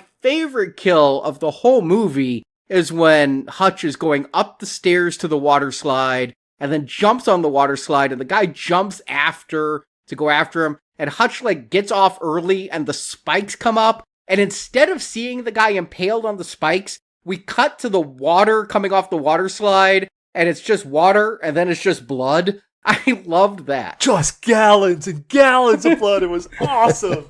And when we talk about over the top, yeah, that's over the top. And this movie's kind of leaning into that. And that's cool. Audience is eating it up, man. And in terms of time, I think that, Arnie, you're onto the right thing. They kept the best of stuff because they know that they've got to have at least 5 minutes in the end here with the final face-off. Yeah, and we get Sharon Stone finally coming at Hutch, and she gets him down. And, he thinks that Christopher Lloyd might be dead because somebody shot like a bazooka up at his perch where he was shooting down at people. Wyatt is shot in the leg. Hutch is shot in the shoulder. Everybody's wounded. And it looks like Ladina may get the kill. Never thought it would happen because I knew who was coming in at this moment. This Connie Nielsen coming in, taking out Sharon Stone. It's a great moment, I think. I think it's good for her character, for sure, to do something. I also think this is appealing to the audience again. It is a little bit of wish fulfillment. Every guy wants his girl to fight for him. You know, I don't care if you're like at the water park or if you guys, if at the Met Gala, if you're with your girl and she wants to throw down and like defend your honor, okay, that's the hottest thing I've ever seen in my life. I love it. Yeah, I like that. When she shoots a trank dart, I found that was kind of funny because it was, again, the Lodge. I thought it was going to be a real gun, but no, she hits Lindina with a trank dart, and Lindina's like, oh, I'm still coming, and I'm going to throw a knife at you. And again, Becca is such a skilled shooter. She's able to shoot the knife out of the air and still hit Lindina in the eye. Did you guys catch this pretty large continuity error? Because we see it kind of happen in slow motion. It's a big glory shot of this trank dart going right at Lindina's face, breaking her sunglasses, sticking in her eye. And then a few moments later, Lindina sits up and her sunglasses are intact. Right before she blows up, she's just there, full head on screen, both lenses in her eyeglasses. And I was like, come on. She stands around and talks a little bit more before, and there's a dart sticking out of her eye while she's still talking. But I didn't notice during like the big explosion where we get the slow-mo CGI shot of her that's clearly not Sharon Stone. Right. They forgot to CGI a dart into her eye. Yeah, I did not catch that. Hey, they were too busy with the Celine Dion song, man. They knew we'd be distracted. And when they crank up that Celine Dion song, that's perfect for this scene. 'Cause I'm your lady. I loved it, man. I loved it. It was the perfect song for that. And I don't want to neglect, though, while I don't think RZA should have been the one defending the kids, that he does it all with a samurai sword, and then ends up in a samurai versus machete fight against the lead guy. I had a lot of fun with that. And when the bad guy says, the last person I fought like this, I took his head off, and then immediately RZA slices through his skull. Again, the CGI is so bad, I'm thinking about Resident Evil 1, where the lasers went through the people. But it's also fun that he's like, don't bring a machete to a katana fight. Yeah. Also, very convenient that the last bad guy he's got to fight happened to bring a sword. Daniel Bernhardt had that from the first scene, so I'm like, you can't carry that sword around and not use it. Chekhov sword. All the stuff going on at the lodge is pretty uneventful. Like, I don't feel like there's ever really any sense of danger. Some of the guys bust in, and we give Wyatt a quick moment to protect his sister and stuff. But for the most part, it's just kind of here because that's where we put them, and we have to kind of show that stuff is happening there. Wyatt defending his sister is such a weird beat. It's like, yeah, let your son get in fights and learn to fight because he might need to defend the family someday. So true. Cargo shorts dad behind me loved it. On the one hand, I saw it coming and its character payoff. On the other hand, do I agree with the message it's sending? Do I care about the message it's sending? It is a movie about a suburban dad who kills people for a living, so maybe I'm taking it too seriously, but I did think about that. I think this movie's great at not taking itself totally seriously. Yeah, by the end of this fight scene, when the bad guys are dead, we'll find that all of our heroes are still alive too. We haven't lost any of them. John Ortiz is not going to die. He'll take a bullet. And I thought he got shot in the ass, but he's like, I got shot in the leg. Ass would have been funnier. Christopher Lloyd's still kicking. RZA saved his people. And Becca and Hutch, they're good as a couple. That's when we get the reveal in the interrogation scene, when it pulls back to reveal it's not just Hutch and that wolf dog sitting there, but Becca is there too. And she looks great. She looks like somebody who's very satisfied with what she's just done. I looked it up, and these are not the same people who interrogated Hutch in the last movie. And maybe it wouldn't make sense to have the same people because we're geographically different and we need agents from that region. By the same token, I would have kind of liked it if it was the same agents and they were kind of pissed off that they had to let him go again. Especially since they're being interrogated in like a container in a warehouse. Yeah, it felt very CIA Black Ops thing. I did like the little bit of information that we got to just remind us one last time before we take off from this movie that Hutch used to be somebody and still is somebody, because the interrogating agent gets a phone call and you can kind of hear a little bit of the voice on the other end to make out what's going on, but basically telling this guy, like, look, I don't care what this guy did. You do not question him any further. Let them go. Whatever mysterious past that we have yet to fully learn about Hutch is there. is a nice little reminder here at the end of this movie that we are dealing with a badass. I gotta say, though, we didn't talk at all about the wolf. There's not much to say about the wolf, but there was that wolf in captivity in the water park. And then, like I mentioned, Lendina had the Frenchie and was with her. And I was thinking, did the Frenchie blow up with Lendina? We didn't see the dog, but we're going to see in this last scene that Hutch's family has adopted a wolf and a Frenchie, and they still have a cat named Lasagna. So they've got quite the menagerie in this house. And we get, this is a very old-fashioned thing, photos from vacation. The audience of boomer dads and granddads sitting around me, they were like, "Aw." He's got the family sat down, they've got the projector, he's showing everybody the pics, and there it is on the wall. The one mystery for me that is still going to bother me because of the way my brain works, and I'm going to think about it every time I see this movie and in between. Posters framed of the Forever Purge and Darkman in Hutch's house. I saw that too. The Forever Purge was extraordinarily in frame. That was unmissable. And then when I'm looking at it, I noticed Darkman, and I did some deep dives. I was looking at producers. I was looking at actors. I was looking at family members of people involved in the making of this movie. If anyone can give me the answer to the mystery of why those two specific movies are there, I would love to know. Maybe it's just the director likes them or Bob Odenkirk likes them.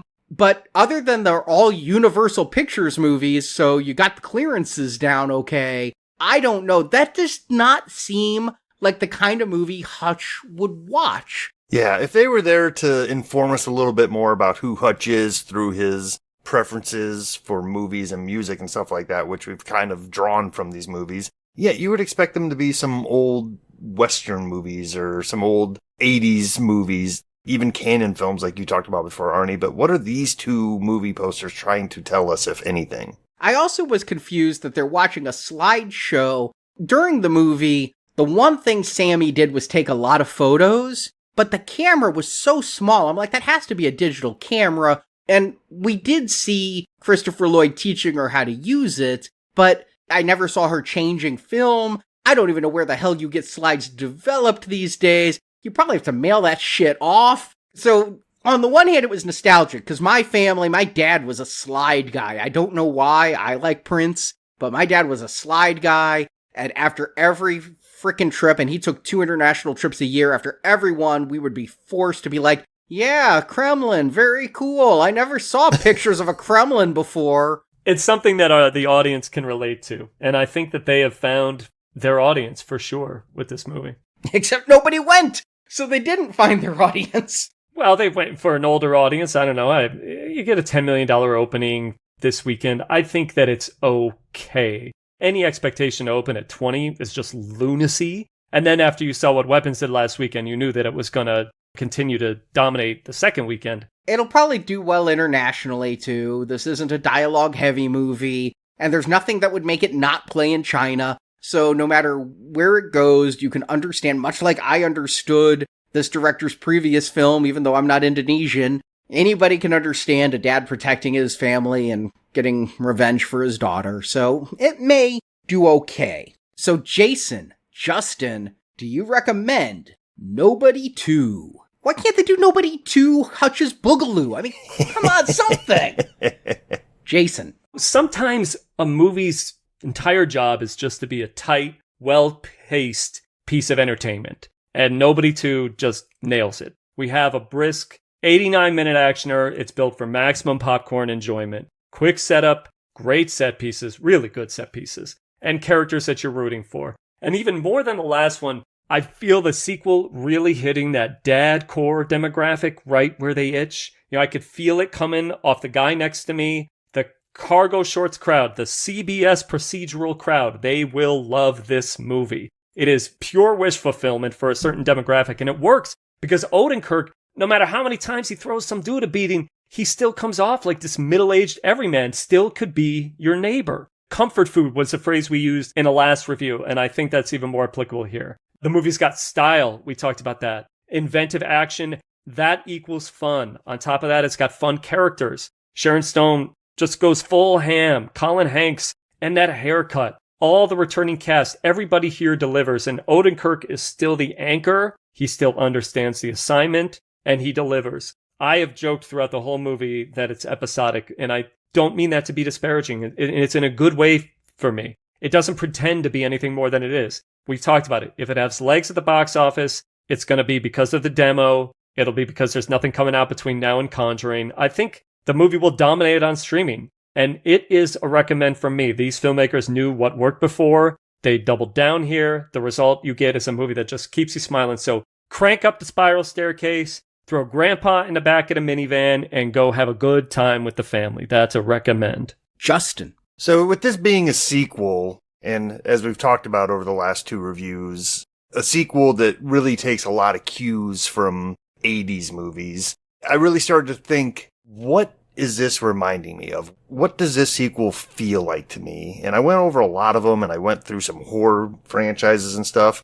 but the one that keeps sticking with me is Jaws. This feels like Jaws 2, which for a lot of people is not a bad movie. And to me, it's not a bad movie. I think you get to see a lot more of the shark. We get to learn more about the family. We get more of what was good in that first movie. But at the same time, what we lose is some of that artistic grit that the original movie had. It's not that you can't do it. It's just, I think it's impossible to be new again. So if you can't be new and fresh again, what you're going to do is you're going to take the things that you did well the first time and do them again and go bigger with them. So I'm not saying this movie isn't a good sequel. I'm saying it's never going to live up to what the original gave us. So with that in mind, I can give this movie a recommend, but there are parts of it where I'm sitting here going like, yep, that's kind of tropish. Yep, that's kind of something that you would see in a sequel. But it leaves me wondering, are they doing it on purpose? Like, are these people making this film, the people behind this movie, are they accidentally doing things or are they purposely doing things? And to be honest with you, I don't know. But either way, this second time out, I'm giving them enough leeway to assume that everything is purposeful. But that leaves me looking forward to the future of this franchise. And while I'm glad they did not go the John Wick route and start going, let's get international, let's make everything bigger, let's make the stakes higher and everything, this feels like the same level of stakes as the first one, just dangerous enough to be able to get you behind Hutch and his family and want them to be safe and not start causing international incidents. So I'm glad about that. But that leads me to thinking about, well, are we going to end up in Jaws 3 territory this next time? Or is Nobody 3, if we get around to it, is it going to be a 3D spectacular? Are we going to go to SeaWorld? I don't know. But what I do know is there are some holes in this movie that if they are going to come back and do this again, I just urge them to take another swipe at it, right? Like, go over your draft one more time before you go to film, because you still have some good ideas. You still have great action. Just make sure that it's clean before going to film. This is a recommend, but it's lower than the first one. I just hope that's not the continuing trend. If we come back again, I want them to raise the bar one more time. Justin, you and I saw the same movie. I think that nobody making this film had the courage to deviate from the typical sequel formula of, let's just remake the first film. I don't think it had to be this way.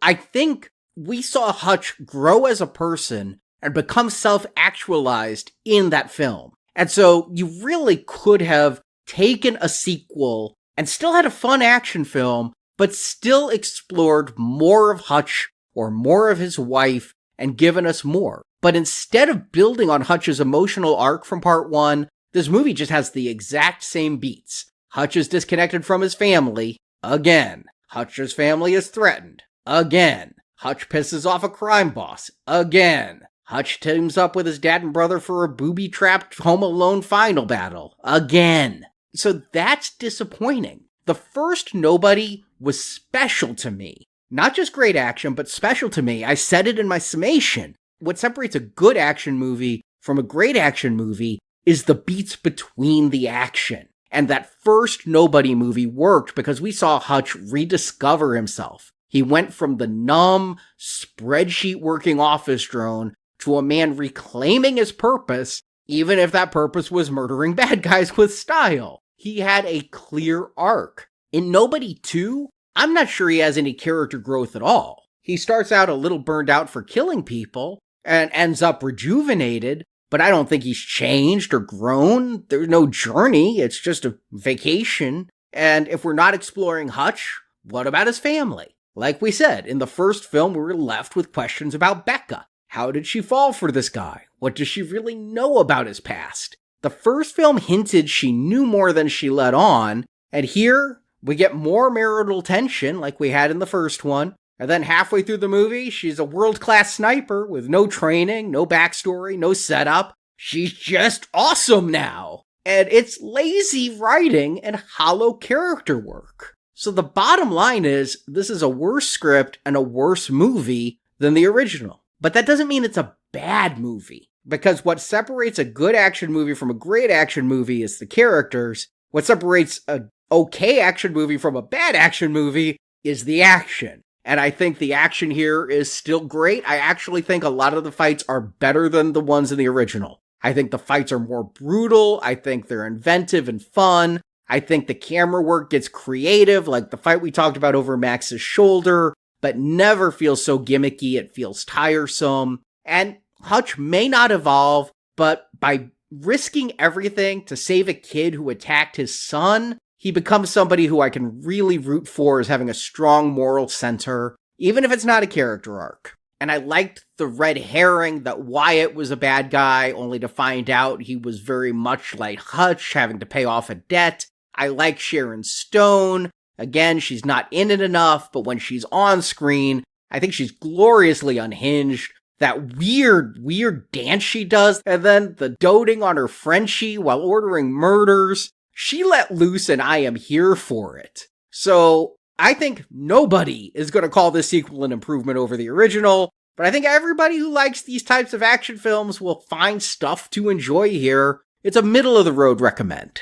So when it comes to Nobody 3, what are the expectations? Because if you're thinking the trilogy route, then something's got to be revealed, and I'm thinking that we need to find out more about Becca's backstory. I don't know where they're going to go in Nobody 3. If they're not going to Europe, then they're going to a high school reunion or taking one of the kids to college or something like that. To be honest with you, the one thing that I don't necessarily want more of is all of the family. I think it works better when it's mostly Hutch protecting his family, right? I definitely don't want Wyatt to become part of the team. I don't need a teenager running around kicking ass. You know what I would like? What about a story where Hutch has to protect his brother? RZA gets in some shit. Hutch is still protecting his family, but now he's protecting his brother. We get Christopher Lloyd a bigger part. We get RZA a bigger part. We can explore the mysteries of those characters instead of sticking with the immediate family and redoing the wife beat and redoing the kids beat. I could go along with that. But whatever they decide to do, though, they need to figure out whatever the magic sauce was in the first one. And I just don't know that you can shrink back into that. But maybe focusing on another character might give them that opportunity. They definitely, unfortunately, haven't built us a John Wickish world where they left us on a cliffhanger and all the pagers going off and everybody's after Hutch. I'm so glad we don't have that. To be honest, based on the box office, if nobody wants a sequel to this, I'm fine with a duology. You could still sequelize this. I mean, these movies don't cost a ton of money. And yeah, it may not do well at the box office, but we know that it would be the number one movie streaming on whatever service. You know, I like to think of Nobody as a theatrical property. It's got a little more prestige. I suppose I could use that word. I might be overusing it. But you could definitely make a low-budget sequel to this. I don't mean micro-budget. I mean kind of around what they're spending now. Well, we will find out if they do come back to it. I will be there and I will be excited because, like I said last time, I've always liked Bob Odenkirk, and I think he has done very well as the star of these two films. He carries them on his back, doing all the action, and he is as good in Nobody as I think Keanu is in John Wick. I think he brings the action, he does the stunts himself, he does the training, and he's the emotional center. Again, I didn't love the John Wick sequel, so I think we're in the same boat, but I really like Odenkirk here. I'll be there whatever he does, and I'll probably go watch Better Call Saul in the meantime. And speaking of the meantime, next week, we are shifting gears, and going into the world of Stephen King once again. The Long Walk is coming out for my birthday in September. Yay me. I get to review a Stephen King movie on my birthday. But we'll lead up to that looking at a, yay us again, duology of made-for-television Stephen King movies. We start with a original miniseries, not based on a book, but King wrote a script called Rose Red.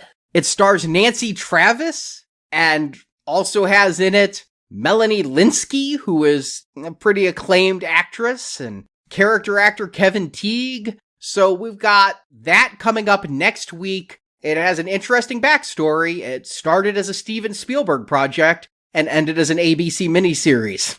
Also, the director of Storm of the Century, that other original Stephen King miniseries. What do you do when Mick Garris says no? You call Craig R. Baxley. The Diary of Ellen Rimbauer, he directed that one too. He did. That is not a miniseries, but a prequel that came out as just a TV movie 1 year after Rose Red. So over the next 2 weeks, we're going to be spending it at this haunted house of Rose Red, reviewing both of those movies. And on Fridays, if you are a platinum level donor, it's time to get toxic. Yeah, if that's not enough sludge for you. If you're addicted to now playing, don't you know that we're toxic? Toxic Avenger. Yep, heading over to Tromaville to check out what's going on over there since Peter Dinklage and Kevin Bacon have revived this long dormant 80s. Was it a quadrilogy? How many are there? I'd say a quadrilogy. I mean, listen, this is a big franchise, guys. There are 4 movies, 5 counting the reboot. There was a toy line. There was a comic book. Actually, 2 comic books. There was a children's cartoon series that aired next to Teenage Mutant Ninja Turtles in the early 90s or late 80s. There was a video game. Toxic Avenger is not a small little property. If New Line Cinema is the house that Freddy built, Troma is the house that Toxie built. And so it's time to look at the foundation. And that's what I'll be tuning in for. The movies, I've only really seen the first one, but I remember the toy line. I had one of those toys. I had one of those figures. I remember the cartoon. I remember it being a moment in pop culture. And that's what I'll be tuning in here to hear that part of the conversation. I'm really interested just to hear you guys talk about how this really gross kind of, this is a twisted ass idea. If you've ever seen the first one, it's not anything close to what you would show a kid ever. Yeah, there's a lot of sex and nudity in that film. You think turning Rambo into a kid's cartoon is weird? You think turning RoboCop into a kid's cartoon is weird? Nothing so weird as a woman masturbating to Polaroids of dead kids becoming a kid's cartoon.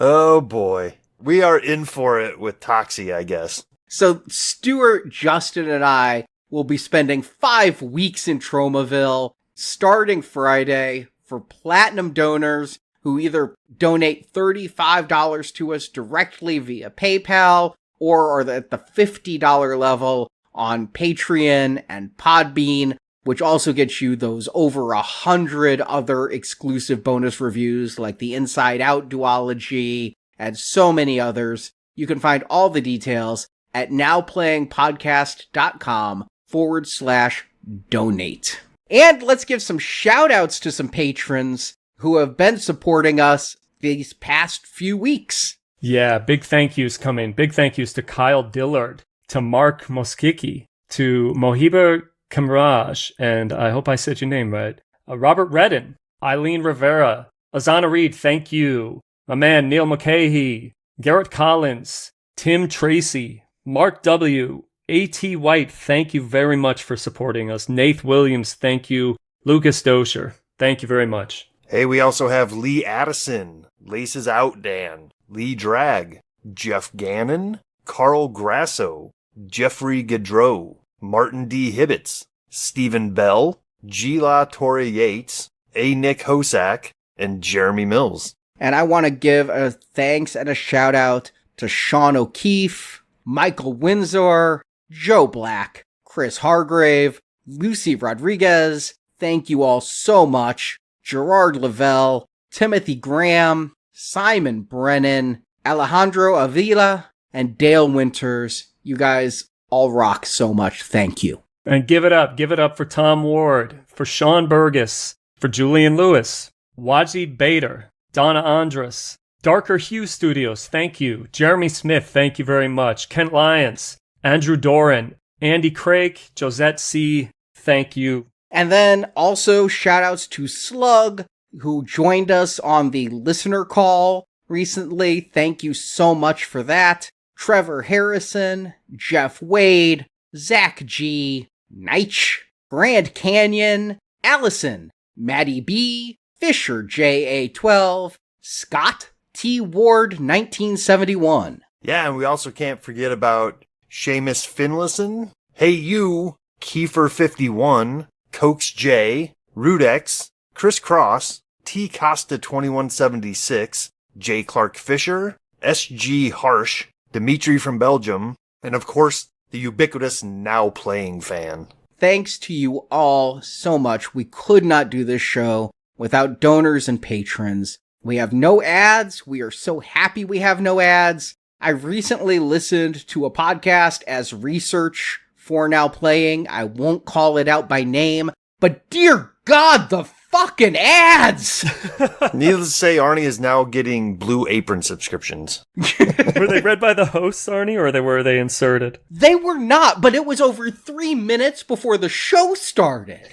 And then several more minutes in the middle. How do people listen to this? I'm so glad we are ad-free. I would hate to do that. I would hate for anyone to feel as frustrated as I felt listening to that show. And I'm no Hank Kingsley. I can't be reading the advertisements on the air. And then there was the recent episode of South Park that I laughed so hard about all the muscle powder ads and everything that they were doing. Well, we're no master debaters over here, but we do appreciate everybody keeping us ad-free. So until next time, Das Vidania.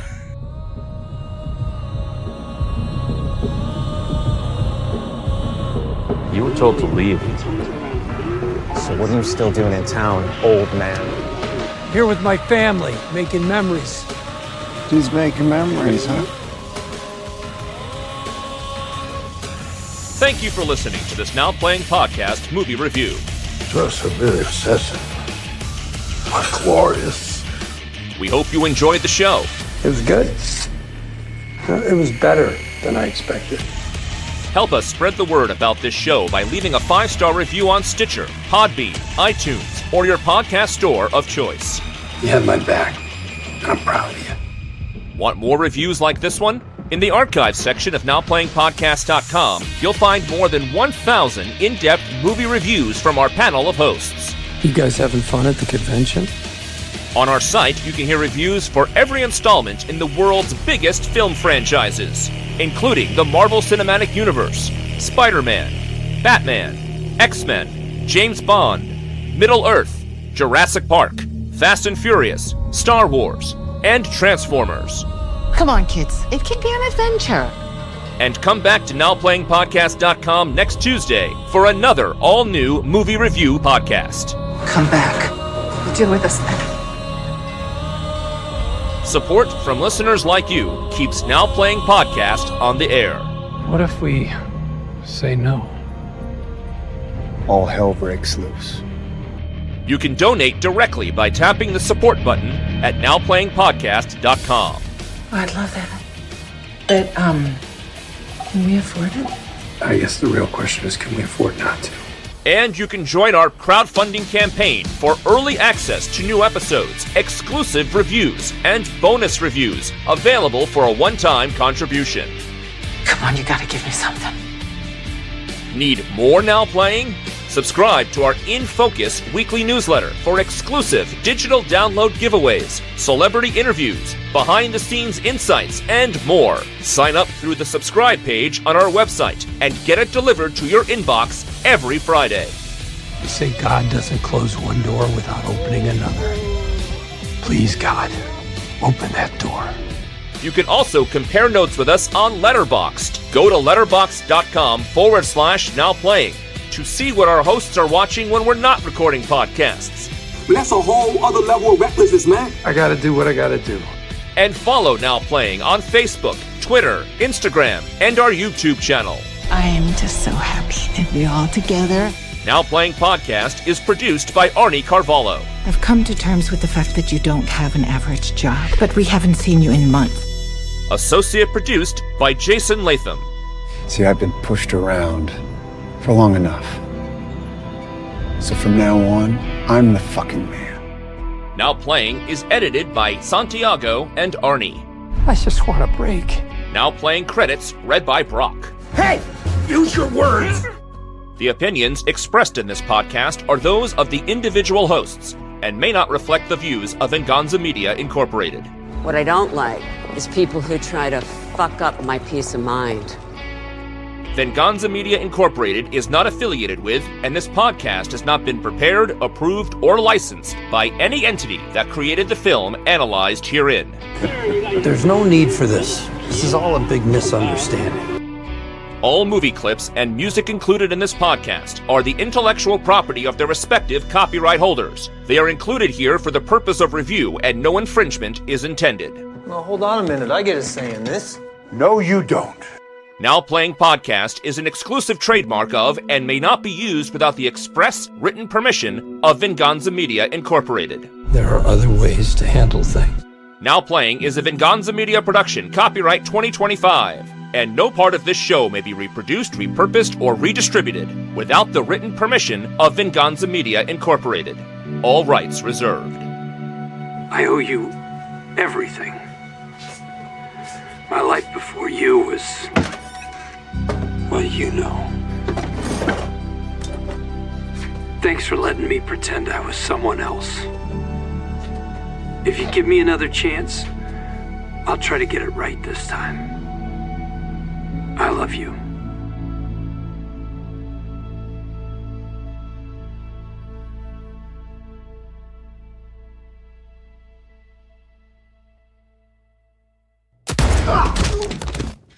Look, I don't know. I've seen Sharon Stone as a star kind of my whole life.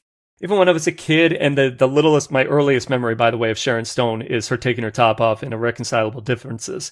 That is the strangest thing to say. That's the first time I remember Sharon Stone. There is so much there for you to talk about with a Freudian therapist that I can't even begin. You should not let your child watch a movie about parents getting divorced. What were they thinking? Meanwhile, I'm adding Irreconcilable Differences to my watch list. It's great. It's got Ryan O'Neal. It's got Shelley Long. It's a great movie. Drew Barrymore. Okay.